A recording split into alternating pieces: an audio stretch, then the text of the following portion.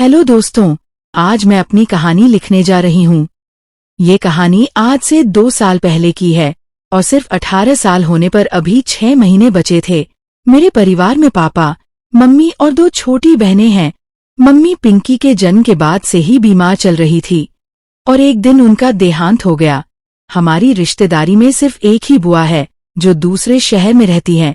जब मम्मी का देहांत हुआ तो मैं 15 साल की थी। मम्मी के देहांत के बाद बुआ अपने बच्चों के साथ कुछ दिन हमारे घर पर आ गई। माँ की मौत के बाद मेरा भी स्कूल जाना बंद हो गया था। यूं कि मम्मी की मौत के बाद घर की सारी जिम्मेदारी मुझ पर आ गई थी और मेरा सारा दिन घर संभालने और रिंकी और पिंकी को संभालने चला जाता था। पापा भी उदास रहने लगे थे और उनके चेहरे पर हर वक्त एक उदासी सी रहती थी। पापा को यूं उदास देखकर मैं और बुआ अंदर ही अंदर काफी उदास थी, पर कोई कर भी क्या कर सकता था, क्योंकि मम्मी की मौत का गम ऐसा था जिसे इतनी जल्दी भुलाया नहीं जा सकता था। इसी तरह दिन बीत रहे थे कि एक दिन मैं और बुआ पापा के कमरे में उनका बिस्तर ठीक कर रहे थे। तभी मुझे लगा कि बिस्तर पर कुछ गिरा हुआ है। जब मैंने उसे छूकर देखा तो मेरा सारा हाथ एकदम चिपचिपा सा हो गया, क्योंकि कुछ गिरा पड़ा हुआ था। मैं ये सोच रही थी कि हो सकता है पापा से कहीं कुछ गिर गया होगा, पर मैंने उसे साफ करने से पहले मुझे ये जानने की इच्छा होने लगी कि आखिर ये क्या है। मैंने जैसे ही बुआ को वह दिखाया और उनसे पूछा, बुआ ये क्या और ये यहाँ कैसे गिरा? बुआ शादीशुदा औरत थी जो देखती ही समझ गई, पर उन्होंने मुझसे कुछ नहीं कहा और मुझे साफ करने को कहा। अब मैंने भी बुआ से कोई सवाल जवाब किए बिना ही साफ कर दिया और सारा दिन बुआ का मूड भी कुछ उखड़ा उखड़ा था और उन्होंने मुझसे कुछ ज्यादा बात नहीं की। अगले दिन बुआ ने रात में मुझे अपने पास बुलाया और कहा, बेटी मैं तुम्हें एक बात कहना चाहती हूँ, अगर तुम ठंडे दिमाग से सोचो तो मैंने भी सर हिला दिया और बुआ से कहा, आप जैसा कहोगी वैसा ही होगा। बुआ ने कहा, मैं वैसे 2-3 दिन बाद वापस अपने घर चली जाऊंगी, उसके बाद तुम्हें ही इस घर की देखभाल करनी पड़ेगी। अब भी तुम्हें अपनी छोटी बहनों की देखभाल एक माँ की तरह करनी होगी। अब तुम ही इनके लिए माँ हो। और एक बात, घर मर्दों से नहीं औरत से ही चलता है। अब तुम्हें इस घर को एक लड़की की तरह नहीं बल्कि एक औरत की तरह संभालना है, क्योंकि तुम्हारे पापा तो नौकरी और बाहर का ही काम देख सकते हैं। बुआ ने दोनों बहनों को भी बुला लिया और उन्हें कहने लगी कि आज से तुम इसे दीदी नहीं मम्मी बुलाओगी। दोनों बहनों ने भी हाँ में सर हिला दिया। फिर बुआ ने मेरी ओर देखकर कहा, अब इनको एक बड़ी बहन की नहीं माँ की जरूरत है। जब बुआ ने ये बात कही तो मुझे थोड़ा सा अटपटा लगा और थोड़ी सी अंदर ही अंदर एक अजीब सा कुछ महसूस होने लगा। फिर बुआ ने कहा कि खाने की तैयारी कर लो और वह अपने काम में लग गई और मैं भी खाने की तैयारी में लग गई। रात को जब सब खाना खाने बैठ गए तो रिंकी ने कहा, मम्मी मुझे सब्जी देना। जब उसने मुझे मम्मी कहा तो मैं तो शर्मा गई, क्योंकि वहीं पापा बैठे थे। उन्हें भी थोड़ा अजीब लगा, पर बुआ ने पापा को समझाया कि बड़ी बहन माँ समान होती है, लेकिन मैं नजरें नहीं उठा पा रही थी और दोनों मुझे लगातार मम्मी बोले जा रही थी। आज पापा के चेहरे पर भी उदासी की जगह एक अलग ही मुस्कान तैर रही थी। मैं उनसे नजर ही नहीं मिला पा रही थी। खाना खत्म होने के बाद सब अपने अपने बिस्तर पर चले गए और मैं बर्तन धोने के लिए रसोई चली गई। आज मुझे कुछ अजीब ही लग रहा है। हाँ, सच में एक अजीब ही स्थिति थी। बर्तन धोकर मैं अपने बिस्तर पर चली गई। मेरे साथ ही मेरी दोनों बहनें भी सो रही थी। उस रात मैं सारी रात अजीब सी कल्पना में खोई हुई रही। अगले दिन दोनों बच्चों को तैयार करके उन्हें स्कूल भेज दिया। बच्चों के स्कूल जाने के बाद पापा ने कहा, निशी मेरा नाश्ता तैयार कर दो, मुझे भी ड्यूटी पर जाना है। मैंने जल्दी से खाना तैयार किया और फिर पापा चले गए। पापा के सामने मैं आज भी नजर नहीं मिला पा रही थी, लेकिन उनकी आंखों में मुझे आज कुछ अलग ही चमक दिखाई दे रही थी, जैसे उन्हें कुछ मिल गया हो। पापा के जाने के बाद बुआ ने मुझसे कहा, निशी अब तुमने घर को अच्छी तरह संभाल लिया है। अब एक बात और है कि तुम्हारे पापा यहाँ से पोस्टिंग करवा रहे हैं। अगले 1-2 हफ्ते में उनकी पोस्टिंग हमारे में ही हो जाएगी और उन्हें एक घर भी मिल गया है। अभी तुम एक बात और बताना, तुम नाराज तो नहीं होना कि तुम्हारी मम्मी के देहांत के बाद तुम्हारी पढ़ाई बंद हो गई है और तुम्हारे घर की इतनी जिम्मेदारी तुम्हें दी गई है। मैंने कहा, बुआ ऐसी बात नहीं है, मैं तो खुश हूँ कि मैंने घर को संभाल लिया। बुआ ने कहा, ये तो ठीक है बेटी। और बेटी, एक बात जो तुम जानना चाहती थी मुझसे, मेरी ये बात बिल्कुल भूल गई थी कि बुआ किस विषय के बारे में मेरी बात कर रही थी। तो मैंने कहा, बुआ आप क्या बताना चाहती थी? तो बुआ ने कहा कि तुमने मुझसे पूछा था कि तुम्हारे पापा के बिस्तर पर पड़ा वह क्या था। बेटी, दरअसल तुम्हारे पापा को अब तुम्हारी मम्मी की कमी बहुत खल रही है, इसलिए तो उनकी सेहत पर कितना बुरा असर पड़ता है। और मैं उनकी बहन होने के नाते ये कभी नहीं चाहूंगी कि वह अपनी जिंदगी अपने हाथों से बर्बाद करें। मेरी बुआ की बात का मतलब मैं समझ रही थी कि बुआ क्या कहना चाहती हैं। फिर मैंने बुआ से कहा, बुआ जी, तो फिर आप ही पापा को समझाएं कि वह इस तरह से अपनी जिंदगी बर्बाद मत करें। बुआ ने कहा, निशी, अब वह मेरे कहने पर नहीं रुक सकते, क्योंकि मैं जानती हूँ रात को एक मर्द का औरत के बिना रहना कितना मुश्किल है, और तुम्हारे पापा पिछले 5 सालों से बीवी के होते हुए भी अकेले ही तुम लोग के लिए जी रहे थे। अब अगर कोई तुम्हारे पापा को समझा सकता है तो वह एक औरत ही है। देखो, मेरी बात का बुरा मत मानना, जब तक तुम्हारी मम्मी थी तब तक मैंने तुम्हारे पापा से दूसरी शादी करने की बात भी नहीं की थी। अब जब तुम्हारी मम्मी नहीं है और मैं जानती हूँ कि वह पत्नी के बिना नहीं रह सकते, पर तुम तीनों बहनों की खातिर अपनी जिंदगी अपने हाथों से बर्बाद कर लेंगे, जो मैं हरगिज नहीं होने दूंगी। इसलिए मैं ये सोचती हूँ कि अब मुझे तुम्हारे पापा की दूसरी शादी करवानी पड़ेगी। बस मुझे अब ये चिंता है कि पता नहीं तुम्हारी सौतेली माँ तुम्हारे साथ और बच्चों के साथ कैसा व्यवहार करेगी। तुमने अच्छा किया जो इतनी बड़ी जिम्मेदारी उठा ली। निशी, तुम्हें एक बात और कहना चाहूंगी, अगर तुम मेरी बात सोच समझकर मानोगी तो। मैंने कहा, बुआ आप जो कहोगी वो मैं मानूंगी। उन्होंने कहा, देखो बेटी, तुम्हारी मम्मी की मौत का सबसे ज्यादा असर तुम्हारे पापा पर पड़ा है, क्योंकि लाइफ के इस दोराहे पर वह बिल्कुल अलग पड़े हैं। मैंने कहा, बुआ मैं समझती हूँ। उन्हें कहा कि तुम भी अब जवान हो गई हो और देखने में भी अपनी मम्मी की तरह खूबसूरत हो। अगर तुम यह कहकर बुआ खामोश हो जाती है। बुआ ने इस बात पर जोर दिया कि मैं जवान हो गई हूँ। मेरे जवान होने पर जोर दिया तो मुझे कुछ अलग महसूस हुआ, लेकिन मैं कुछ बोली नहीं। मैंने बुआ से पूछा, अगर तुम आगे क्या? बुआ चुप रही, लेकिन मैंने जोर दिया तो बुआ ने कहा, जो मैं तुम्हें कहना चाहती हूँ वो शायद तुम्हें बुरा लगे, लेकिन मैंने जोर देकर कहा, बुआ मैं बुरा नहीं मानूंगी। फिर उन्होंने कहा, तुम्हारे पापा अभी केवल कुछ साल के हुए हैं और देखने में भी एकदम 28 के लगते हैं, फिट और तंदुरुस्त हैं। तुम्हारी मम्मी की मौत के बाद उनकी जिंदगी में बिना औरत के एक खालीपन आ गया। मैं चाहती हूँ उनका वह खालीपन भर जाए। मैंने कहा, कैसे? उन्हें कहा, जैसे तुम अपनी बहन की मम्मी बन सकती हो तो अपने पापा की पत्नी भी बन सकती हो। ये सुनके तो मेरे होश ही उड़ गए।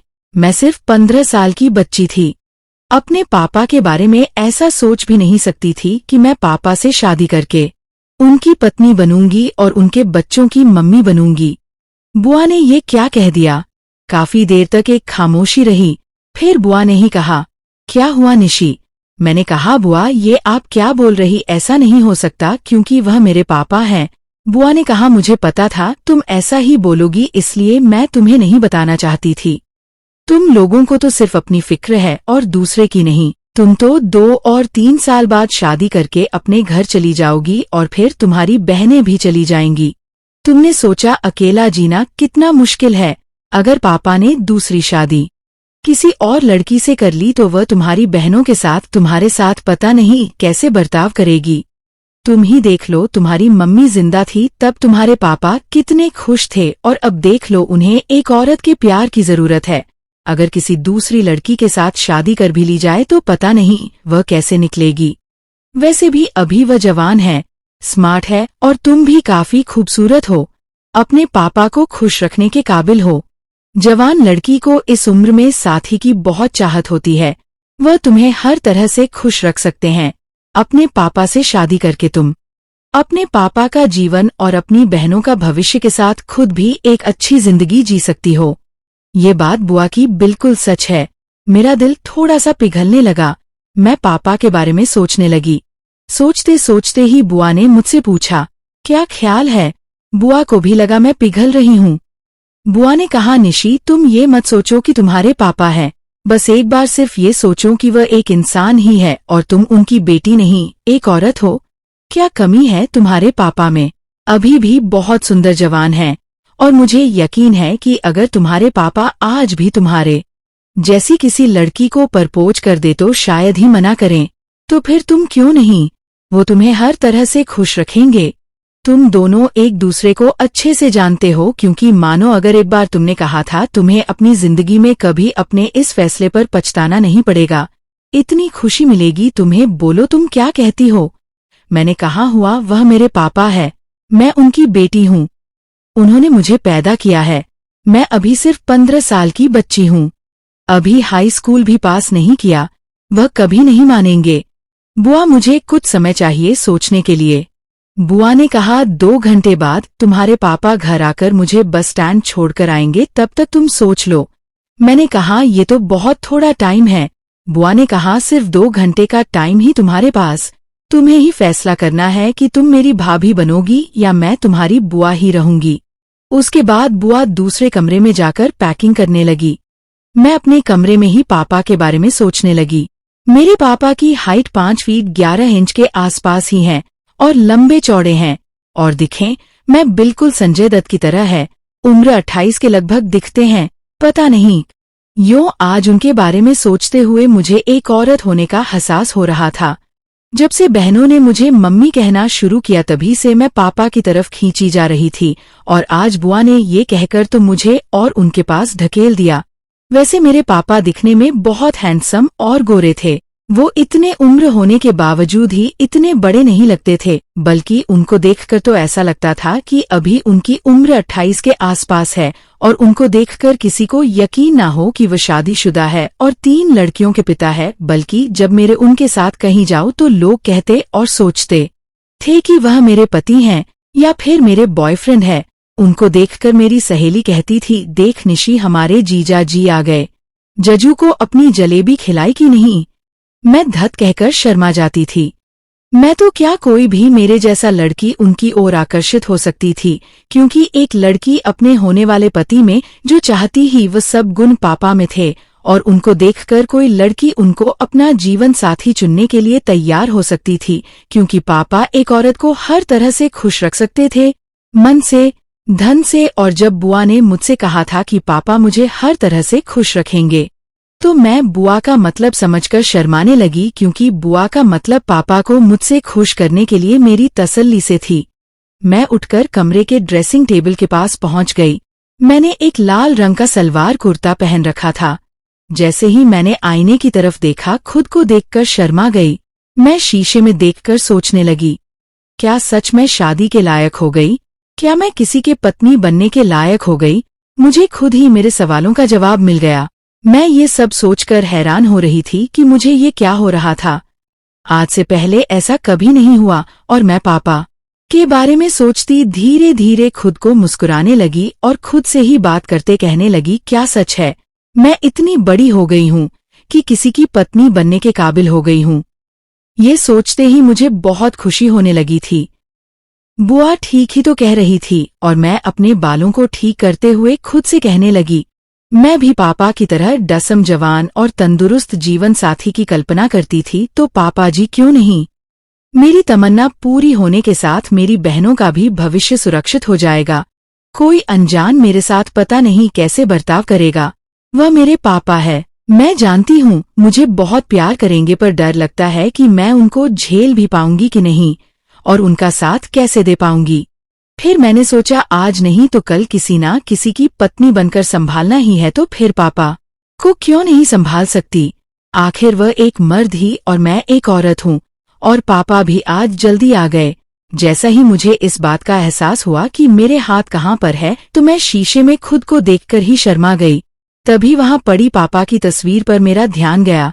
मैंने पापा की तस्वीर उठा ली या गौर से पापा की तस्वीर देखने लगी। वैसे पापा का आकर्षण ही कुछ ऐसा था कि कोई भी लड़की उनकी ओर आकर्षित हो सकती थी, क्योंकि एक लड़की जो अपने होने वाले पति के साथ कुछ चाहती थी वो सब गुण पापा में थे। उनका लंबा कद, चौड़ा सीना जैसे देखकर कोई भी लड़की उनकी पत्नी बनने के लिए तैयार हो जाए। मैंने बुआ की बात मानकर ही मन में उनको अपना पति मान लिया और पता नहीं उस समय मुझे क्या हुआ और मेरे पापा की तस्वीर देखकर ऐसे शर्माने लगी जैसे वह निहार रहे हो, और मैं अपनी आंखें झुका ली या सोचने लगी कि बुआ ठीक ही कह रही थी कि वह मेरे पापा नहीं बल्कि मेरे होने वाले बच्चों के पापा ही थे। ये सब होते होते पता नहीं कब 2 घंटे बीत गए और पापा भी आज जल्दी आ गए। उन्हें बुआ को बस स्टैंड छोड़ने जाना था इसलिए वह आज जल्दी आ गए। जब पापा घर आए तो पता नहीं मुझे आज कुछ यादा ही अच्छा लग रहा था। मैं अब पापा यानी कि अपने पति को देखने लगी थी और मेरे मुंह से अचानक ये निकल गया, लगता है ये आ गए हैं। मुंह से ये सब निकलते ही खुद शर्मा कर बोली, राम अभी से ये क्या सोच रही हूँ। फिर बुआ मेरे कमरे में आई और मुझसे पूछा, निशी तुमने क्या फैसला किया, तुम मेरी क्या बनना पसंद करोगी। मुझे बड़ी शर्म आ रही थी पर बुआ ने मुझसे फिर कहा, बताओ निशी तुम मेरी क्या बनना पसंद करोगी। तो मैंने थोड़ा सा शर्मा कर अपना मुंह नीचे करके धीरे धीरे मुस्कुराने लगी। मेरे गाल शर्म से लाल हो चुके थे, मेरी जुबान मेरा साथ नहीं दे रही थी। मेरे चेहरे पर मुस्कुराहट देखकर बुआ भी समझ चुकी थी पर वह मेरे मुंह से सुनना चाहती थी। बोलो ना निशी, क्या बनोगी, तुम मेरी भाभी बनोगी और या फिर मैं तुम्हारी बुआ ही रहूंगी। इस बार मैंने बुआ की बात सुनकर मैंने बहुत ही धीमे से कहा, मैं आपकी भाभी, और अपना चेहरा छुपा लिया। बुआ ये सुनकर मेरे पास आई और मुझे गले लगा के कहा, सच बनोगी तुम मेरी भाभी। तो मैंने भी शर्म दे हुए आंखें नीचे किया, मुंह हिलाकर अपनी रजामंदी बता दी। बुआ ने मुझे अपनी बाहों में कस ली तो उसके पास लिया और खुशी के मारे कहते हुए, ओ भाभी, मेरी भाभी, तुमने बहुत ही अच्छा फैसला लिया है। आज से मैं आपको भाभी कहूंगी और आप मुझे बुआ नहीं दीदी कहोगी। मैंने हमें सर हिलाया। बुआ अब मुझे बड़ी इज्जत से तुम नहीं कह पाए हैं। जो मैं अपनी माँ वे कोई आप बोल रही थी जिससे मुझे अच्छा लग रहा था और साथ ही मुझे कुछ अटपटा लग रहा था। तो मैंने बुआ से धीरे से कहा, दीदी आप मुझसे आप नहीं तुम कहाँ करो। तो बुआ ने कहा, नहीं भाभी, अब तुम मुझसे छोटी नहीं हो। मैं हैरान थी, मैं तो उनसे काफी छोटी हूँ, पर फिर से ये मुझे ऐसा क्यों कह रही हैं। तो बुआ ने प्यार से मेरी चिन्ह को ऊपर उठाकर मेरी आंखों में देखकर, भाभी भैया मुझसे बड़े हैं और अब तुम उनकी होने वाली बीवी हो, इस नाते आपका पद बड़ा ही और मेरा आपकी इज्जत करना फर्ज है।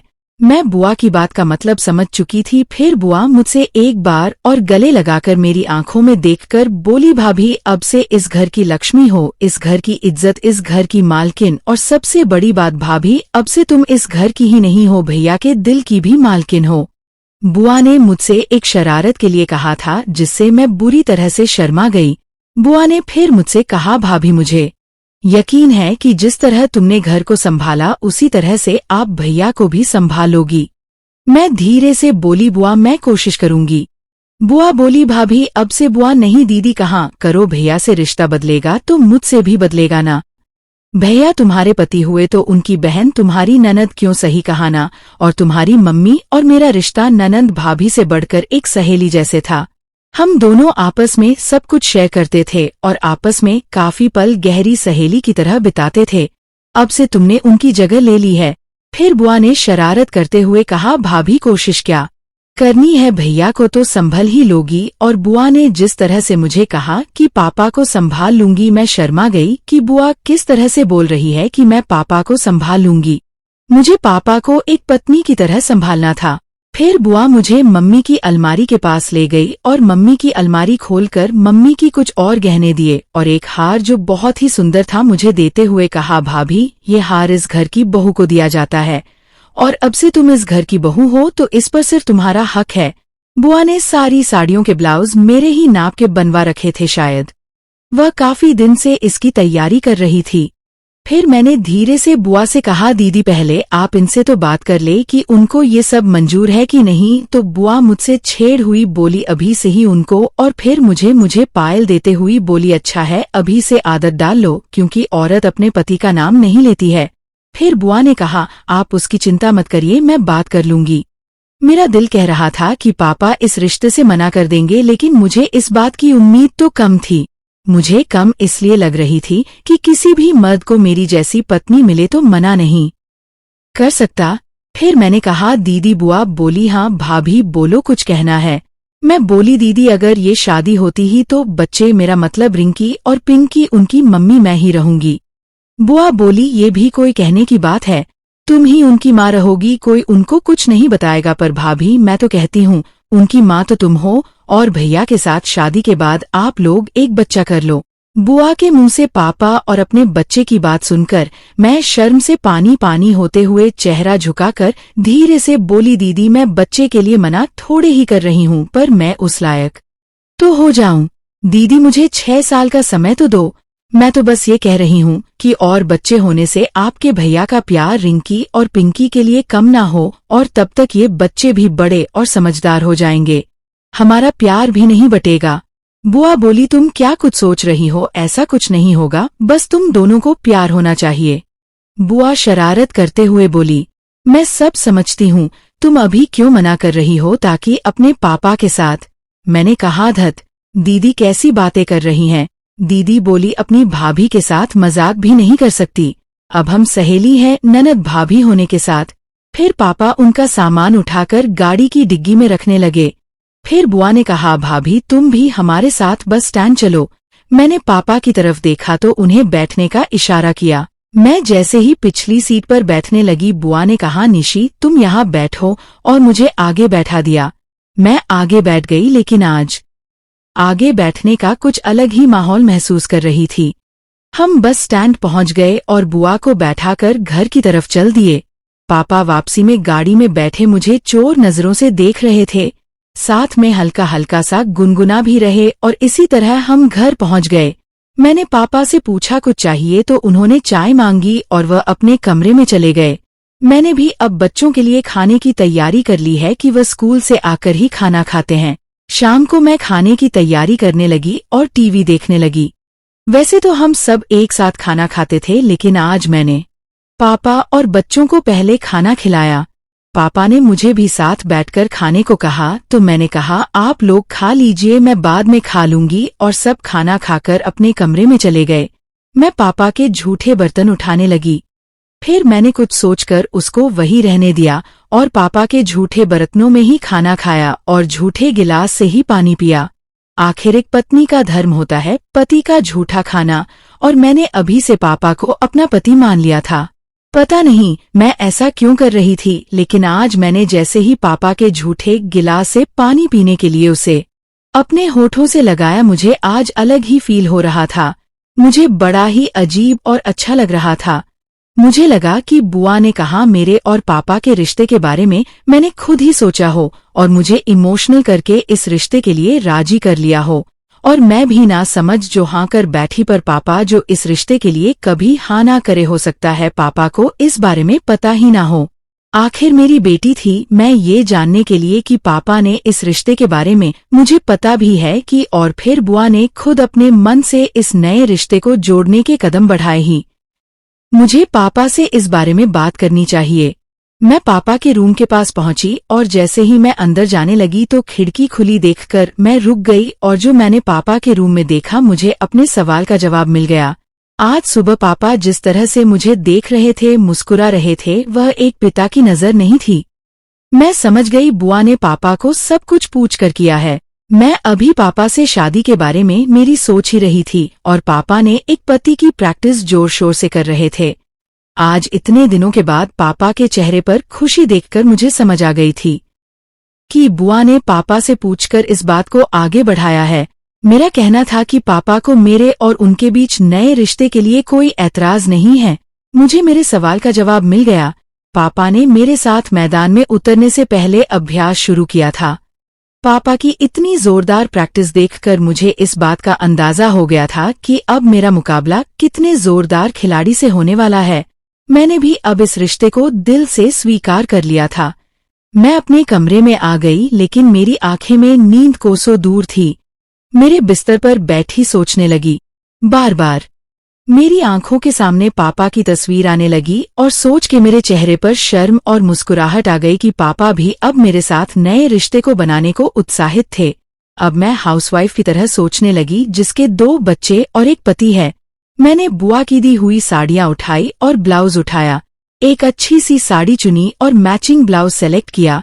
उसको लेकर मैं बाथरूम में गई और बुआ की दी हुई साड़ी पहनकर बाहर ड्रेसिंग टेबल के सामने आ गई।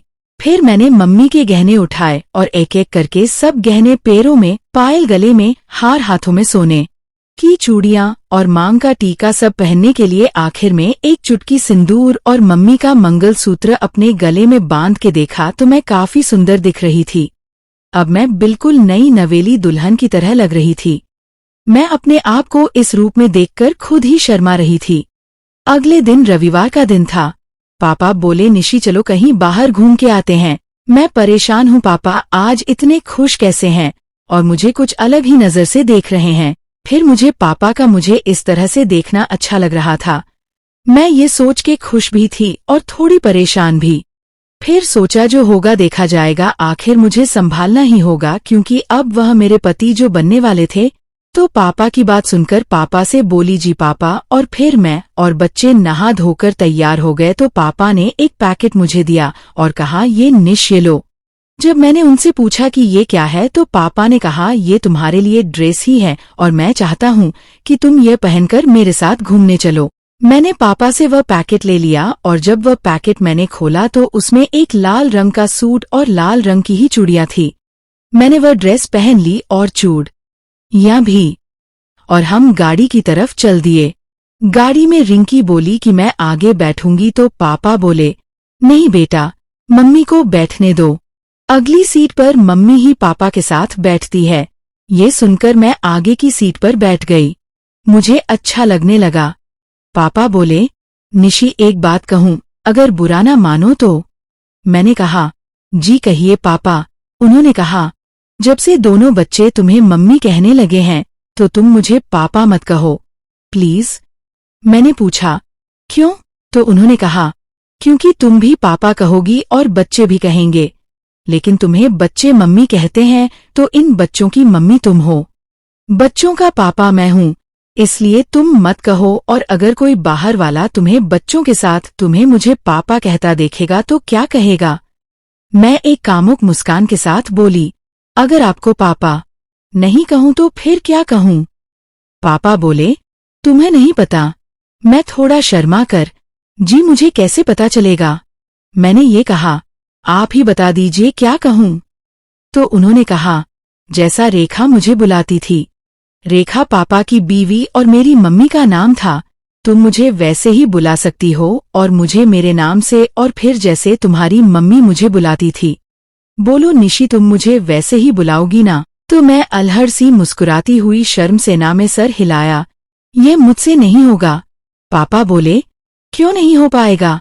इसका मतलब तुम अभी मुझे स्वीकार नहीं कर रही हो। मैं बोली, ऐसी बात नहीं है पापा, तो मैं बड़ी होने पर आपके जैसा ही पति चाहती थी। अब कुदरत का खेल देखिए कि उसने आपको ही मेरा जीवन साथी बना दिया। दोस्तों, आगे की रोमांटिक कहानी दूसरे वीडियो में है। हेलो दोस्तों, आपको ये कहानी कैसी लगी कमेंट बॉक्स में जरूर बताएं। और आपसे निवेदन करती हूँ कि अगर आप हमारे चैनल पर नए हैं तो हमारे चैनल को सब्सक्राइब करके हमें सपोर्ट करें। हम आपके लिए रोमांटिक कहानियां लाते रहेंगे। धन्यवाद।